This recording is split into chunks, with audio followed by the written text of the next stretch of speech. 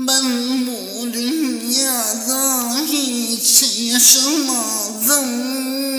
İnsanlık aradım bulamadım. Allah'ın adı samak dedim. Sevgi görmedim.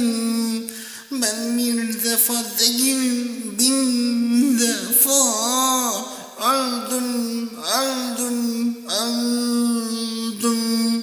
Allah'ın dünyasını şeytan yönetiyor. Allah'ın sonunu istiyor. Allah'ım bu nasıl dünya? Yaşamadan öldüm. İnsanlık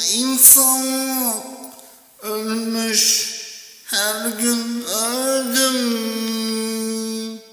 Yıkılmadım, ayaktayım, dertlerimle baş başayım. Yalancılara, çıkarcılara, menfaatçılara, şerefsizlere, namussuzlara, öldürenlere yenilmedim Allah'ım, buradayım.